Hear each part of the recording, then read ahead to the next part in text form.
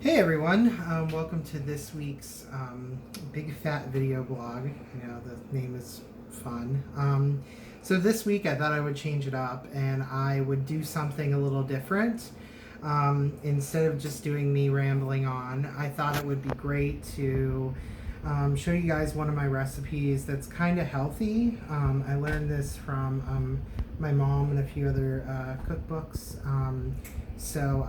Yeah, it's pretty good. And it's really healthy for you, but it's also packed with tons of good calories. So if you're a gainer, that's always really great. So it's called Pasta Primavera. And it actually is from the 70s. It started back, it's not really even from Italy.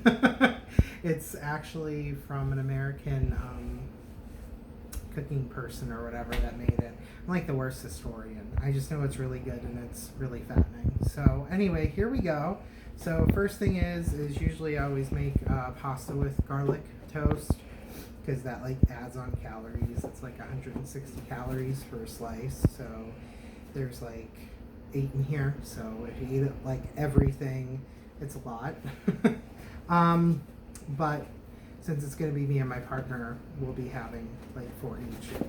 And so basically, then you just need to get vegetables. So I'll go over the vegetables and then I'll come back to all the other stuff. So first thing is you have just some cherry tomatoes. You can just get like a tin at the local farmer's market or at the grocery store. If you like squash, you can get 4 of these. I only got 2, but just a yellow squash and a zucchini. And then 2 heads of broccoli, a red onion, a red pepper, and then that's really it for the vegetable part of it. So it's got lots of really great vitamins, especially within the broccoli. Greens are really good for you. And the onion and tomato adds lots of flavor. And then all the fun stuff that goes with it. So first off, you're going to saute them in olive oil, which we're going to go over that. And then you're going to go ahead and you're going to use some garlic salt, Italian seasoning towards the end. And then right near the end, you're going to put lemon juice in it, and this gives it a nice tart. I really love lemon juice. I use it in lots of different things like fish and sometimes chicken occasionally with lemon pepper. Cheese, which Charlie loves cheese so much. Yeah, he's shaking the camera no, but he really loves cheese. So if you talk to him online, tell him how much you love cheese. Anyway, lots of cheese. We'll add that at the end. If you have a non-cheese hater in the house, you can put all this at the end on your pasta. But if you live with an alien who doesn't like cheese, then you can just add it on at the end. And then we're going to add some garlic to our saute whenever we get it going. And this whole thing, I preheated the oven. It takes probably about, it takes about 20-25 minutes for the vegetables to cook up. And then while the vegetables are cooking, you boil the pasta. And at the end, you all kind of just like put it together. So let's get started. So first thing I'm going to do is I'm going to go and I'm just going to cut up an onion here. Oh, and then, of course, the pasta, which is a penne. By the way, I know all my stuff is great value, so every one of you guys that hates Walmart is probably like hating me. But they have wonderful free grocery delivery and free grocery pickup, which we started doing that and we saved like a ton of money on. So that's always really fantastic. We probably went from spending about 70, we would spend like probably about 120 just on like crap that we didn't need for the house. And it turns out that we actually really ended up saving a lot of money. We now are down to like probably 100 somewhere around there. So it's a pretty good service.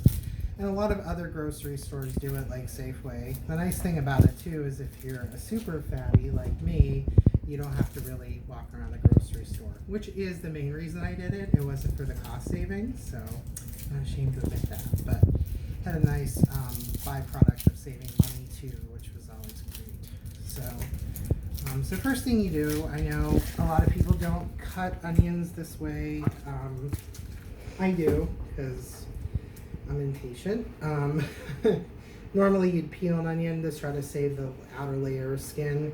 I just find it easy if I just cut the onion and peel off the top layer of onion. You do lose a little bit, but you know, that's fine with me. So first thing you're gonna do, you're gonna go ahead and just cut down.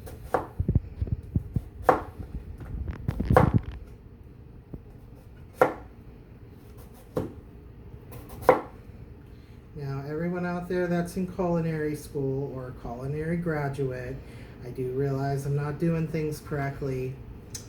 This is my channel and we cut things the way that I want.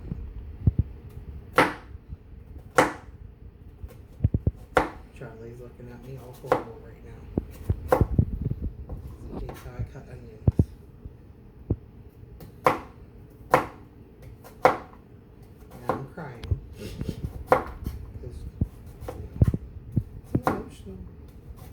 Alright.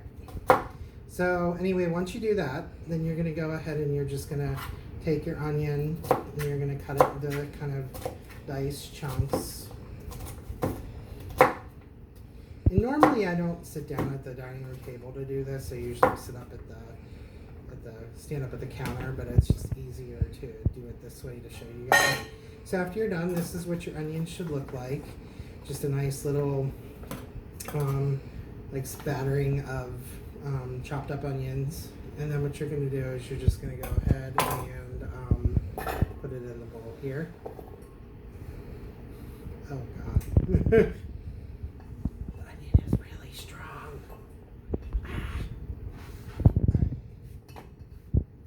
So now you're done with that. Now what you're going to go ahead and do is you're going to go ahead and cut up the pepper. And the pepper and the broccoli have to be cut into matchsticks. So what we're going to do is we're going to go ahead and we're just going to cut in the pepper.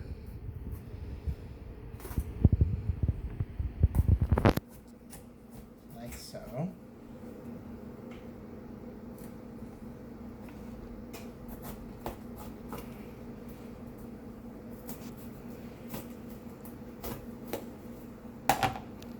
And usually I cut it till there's about a hole that's like yay big. I'm going to throw that in there. And I'm going to tear out the thing. And then I'm going to clean out the inside of the peppers. So I'm going to do that. Okay. And now we're going to go ahead and we're going to cut up the pepper into matchsticks. So everyone loves a good sticker in their food. So I'm going to take that off. And then I'm just going to cut it like that, and I'm going to cut it into little strips.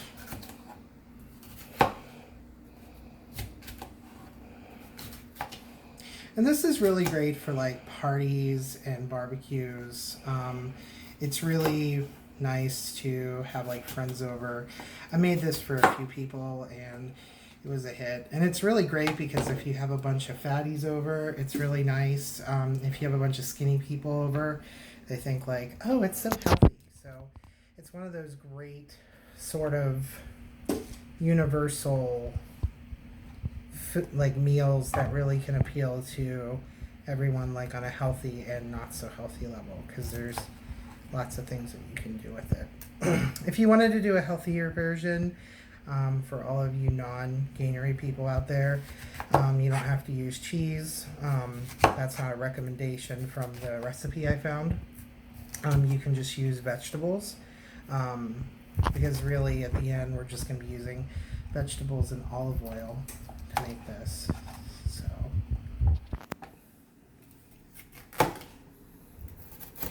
and you know, in the comments, if you have any special recipes or anything that you like to share, so you know, feel free to leave it. Actually, part of the channel I'm going to start doing is I'm going to start, if you have recipe recommendations, I'm going to try to make them. See how bad I can mess them up. But, you know, feel free to leave it below and I will do my best to make it. So we're going to go and we're going to put our pepper in the bowl. And yes, you'll want these kind of big just because they're going to reduce down just a smidge. So, okay, so now we're going to do our broccoli or zucchini. It's been a long day at work today. Okay. And so these here, you want to go ahead and cut in quarters. When I make my next cooking video, it's going to be a curry. I also do the same thing with this. And that's another healthy, but you can make it kind of unhealthy treat that I make every once in a while. It's really great for the winter.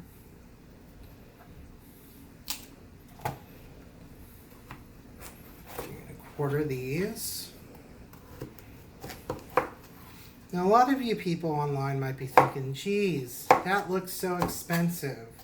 I can go ahead and just order McDonald's. Well, I can tell you that this meal for 2 people cost me about $14. The produce was about $6, and all the other little things were about $14. The olive oil and that kind of stuff I just had around the house, but it's much better for you, and you end up getting more of it. And yeah.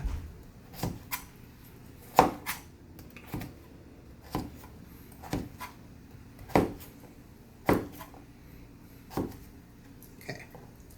So that's how big the zucchini should be, about that size. You shouldn't really have it any bigger. If you do, it'll become like really mushy, and we really don't want that. So, and you can put, the key to this meal is you can go ahead and you have to put things in layers. So what you're going to do is you're going to start by cooking your onions first, because those are the hardest things to cook, and then you'll start by cooking your broccoli. So whenever the onions are kind of done, they're translucent. You're then going to go ahead and cook broccoli after that, because that's the second hardest thing that's to cook. So, and your yellow squash, same thing. This one kind of looks like a penis. It's very oblong in shape, kind of flaccid. So, not that I think of all vegetables as penis, but you know. It's a rough day sometimes. Anyway, we're going to go ahead and cut down the line here. Again, just like the broccoli, zucchini. I don't know why I keep calling it broccoli.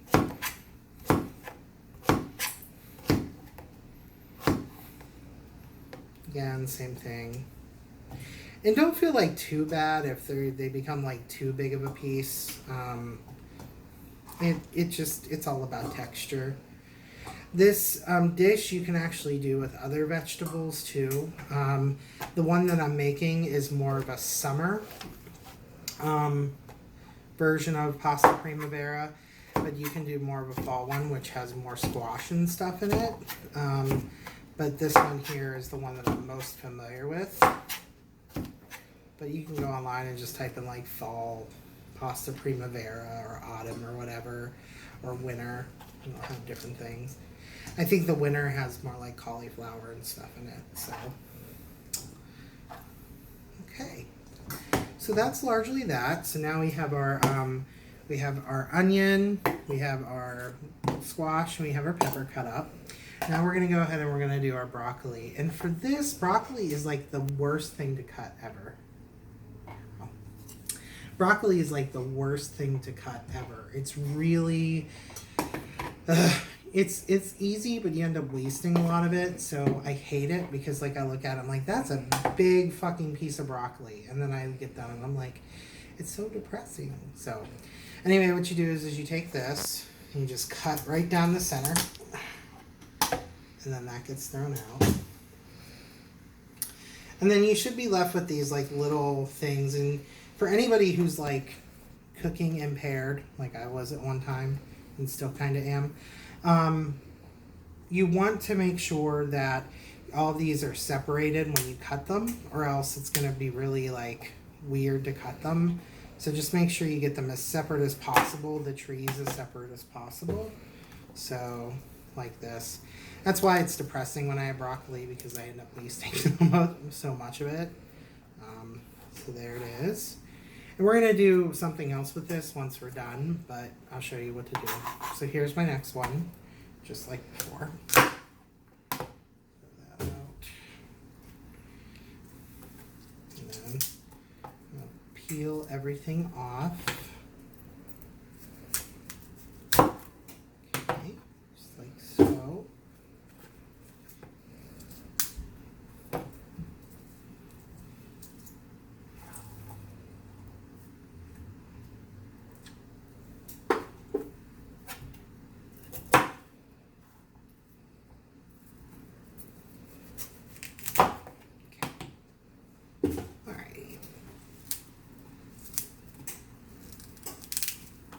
Alright, so now that you have all your broccoli separated, what you're then going to want to do is you're going to want to go ahead and cut these little guys into matchsticks. And don't worry about if they're not exact, because it's all going to like heat up. The reason why you want to do them in matchsticks is because they cook easier. If you don't cut them into matchsticks, then you'll be like waiting there forever. So usually what I do is I take my knife and I just cut directly down the center until I get them like about yay big. And then you're going to take them. Yeah, like I said, when I do this, I'm not nearly as organized. But,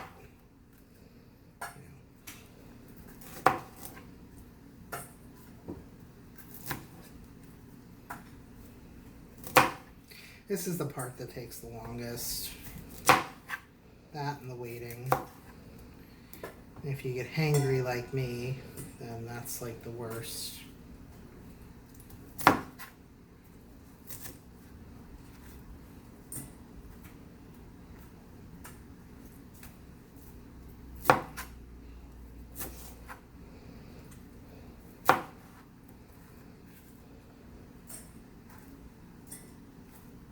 If you have like little pieces like this, you can just throw them in. You don't have to be super duper precise. Unless you're like, you know, really anal about that kind of crap.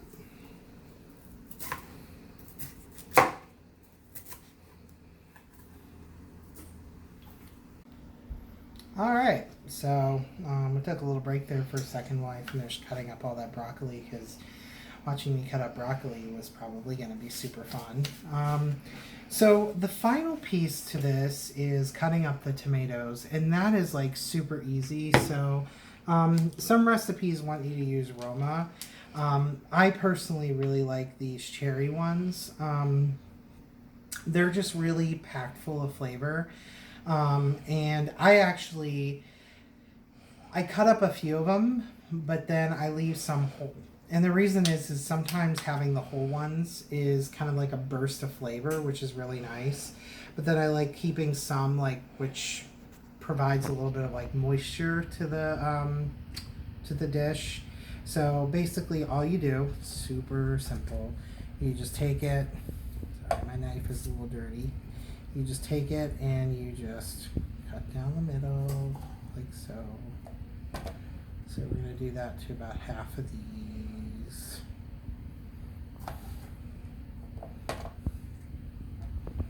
Super quick.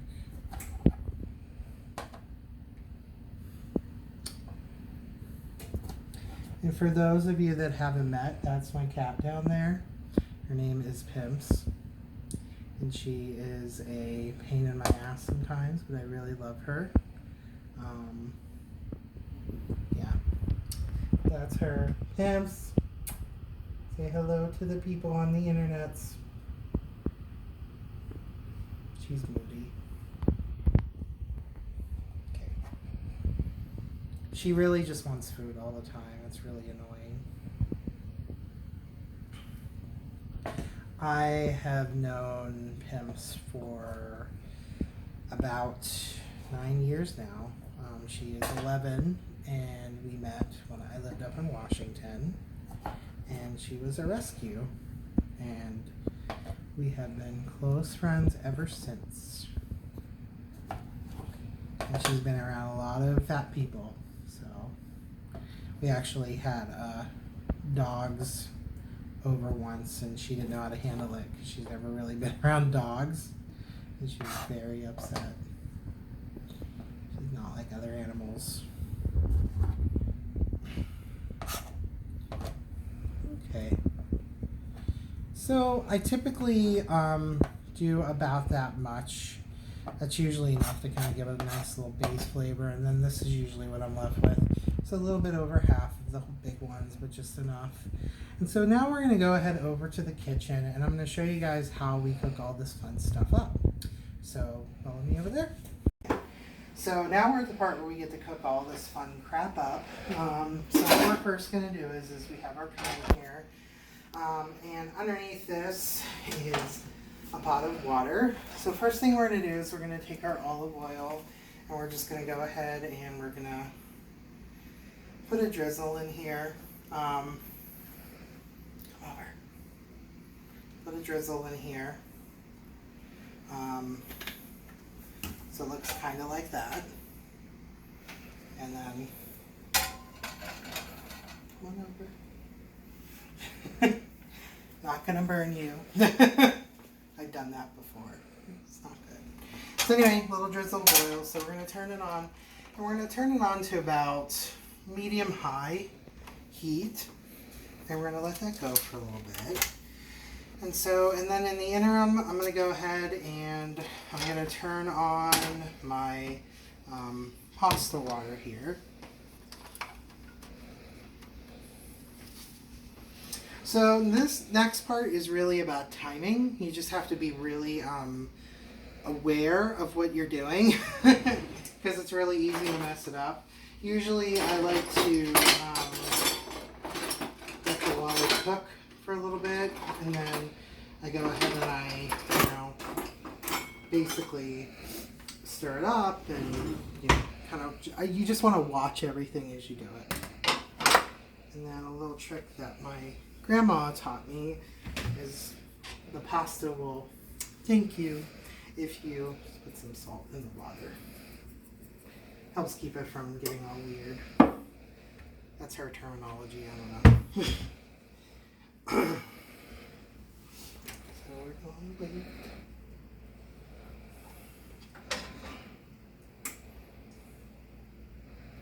And you want to use a lot of oil.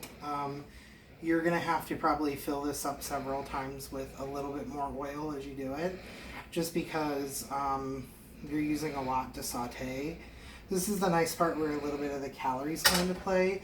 You can use vegetable oil or grapeseed oil. I kind of like to use olive oil. Important thing to know about olive oil is that it has a really low smoke point, so it will catch fire pretty quickly. So you have to watch it and make sure it's like always on lower heat. So it's warming up. On a side note that's not related to this meal, if you were making something like fried chicken, which I think we'll do in one of the videos, with fried chicken, you actually can, when you use a lot of oil and you let it heat up with something like vegetable oil, you can put a popcorn kernel in there, and then when the popcorn kernel explodes, that means your oil's done. And it's ready for you to cook your, fried chicken or whatever. Okay, so it's about warmed up. When your oil starts getting a little bit watery, a little bit looser, that means that you're good to go. So first thing we're going to do is we're going to go in and we're going to put in the onion.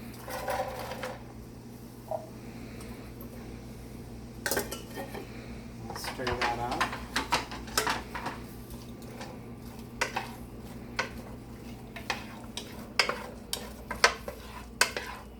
Like so.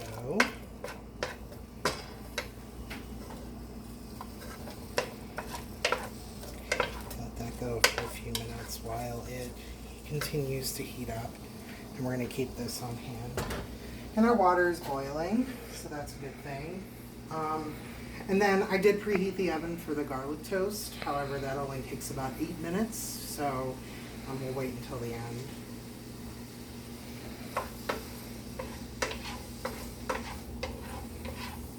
And you know your oil is getting hot enough when you hear it sizzle a little bit. You want that. It's not sizzling, that means it's not hot. Not cooked, so.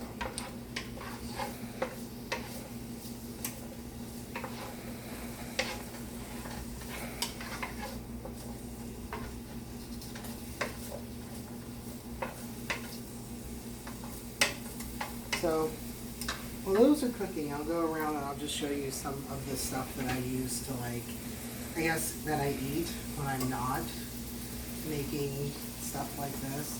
So I love ice cream, so I usually always have ice cream in my refrigerator. So that's a necessity. Pizza, it's like, you know, I think everybody has this stuff. But I'm such like a 14-year-old at heart that these are like my favorite things to eat if I'm like really hungry and I need something to eat. Hot Pockets are, you know, I don't care what Jim Gaffigan says, I will gladly take my diarrhea. Okay, so we're really sizzling.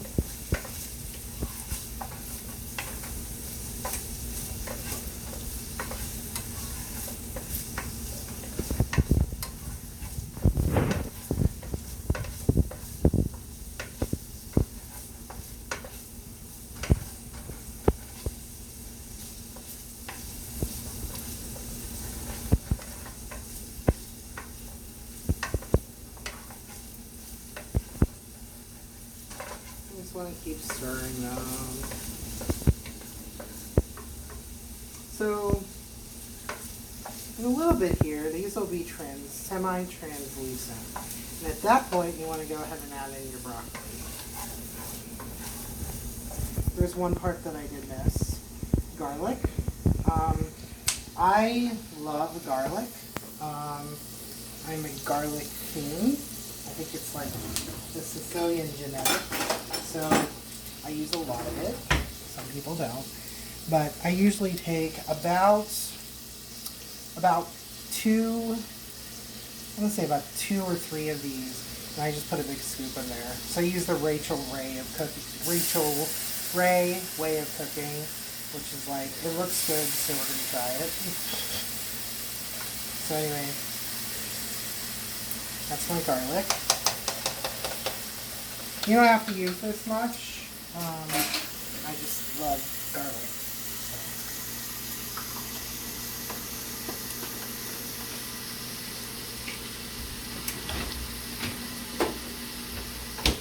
I'm going to stir that up with the onion.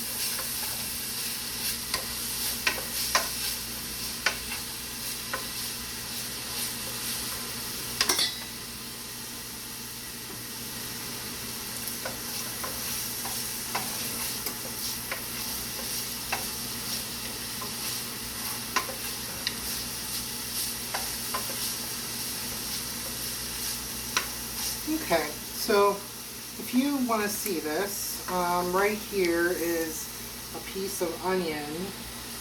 And do you see how this onion here is kind of becoming translucent? That's exactly the point. You don't want it fully translucent, but that's exactly the point you want to put your broccoli in.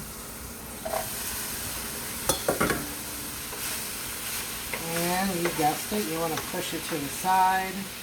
And just a smidge more olive oil.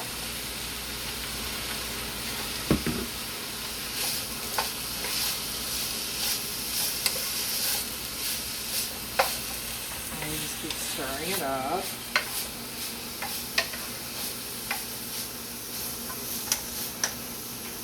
And we're going to wait a little bit. This part here is kind of, the broccoli takes the most, so usually at this point I stop stirring a little bit. I let it heat up and you know, get a little bit cooked. You'll notice that broccoli is cooked whenever it starts losing a little bit of that white texturing that's on here. It'll become a little bit more pale. A good example is if you've ever had steamed broccoli from like frozen in a bag, like from Safeway or Kroger. in there it'll be like a little bit more paler. Well, not paler, it'll be a little bit more clearer and less white. And so that's a good indicator at that point with broccoli that's fresh that you're approaching its good to go stage. But again, we're going to be sauteing other vegetables with this, so we're going to try to do everything midstream so it all kind of cooks together. We're going to let that go for a little bit. So our pasta water is actually doing pretty well at this point. I'm going to wait a little bit though before putting my pasta in. I usually put my pasta in at the time that I start putting the pepper in, just because pasta is a pretty quick thing, and so I usually just let it boil a little bit. And if you put it on a little too early like I did, if you just turn it down, it's fine. You can crank it back up when you're ready.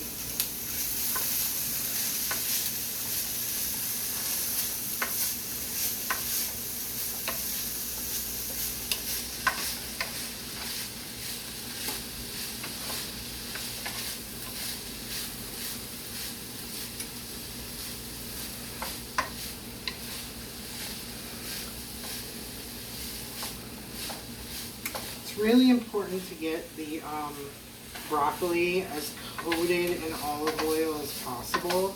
Broccoli is not exactly the most porous vegetable, so you want to make sure that you're really getting a lot of oil on it, or else it'll just get like really gross.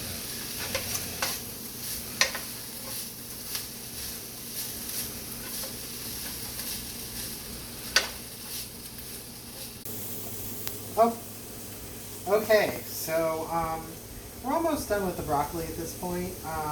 So if you take a look at this piece of broccoli that's right here, you'll see like there's like a little bit of like, it's kind of becoming a little less white and a little bit more clear. That's a good representation that your broccoli is getting done. It still has a little ways to go, but because we're cooking the other vegetables, we can move on to the next step. And again, we're going to add, you guessed it, more olive oil.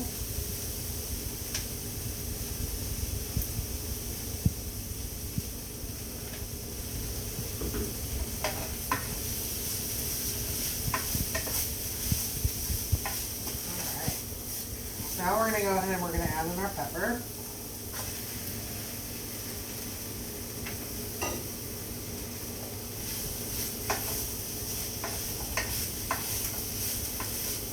You can always tell when pepper's done whenever it starts becoming a little bit soft. We're going to let this go for a little bit just because this part here takes the longest to cook.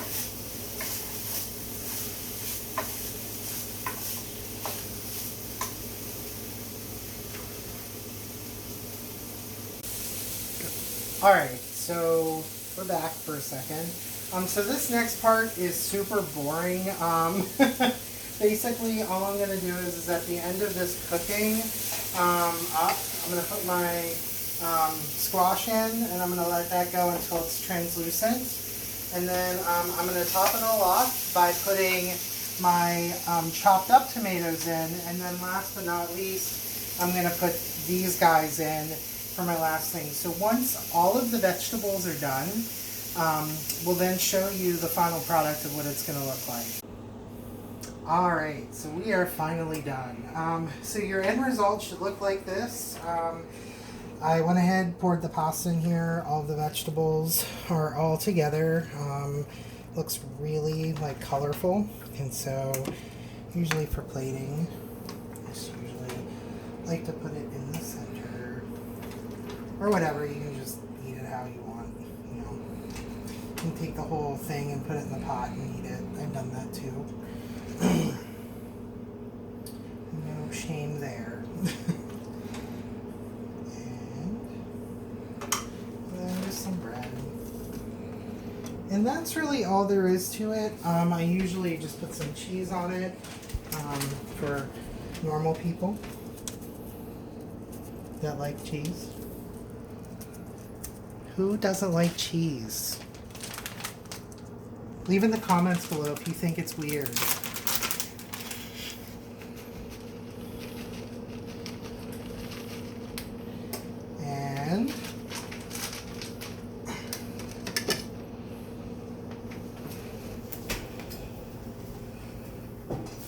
have it. So pasta primavera. So very easy, lots of carbs, lots of good, delicious tastiness that I hope you guys will try and enjoy. I will leave the link and the description for the recipe at the bottom of my video.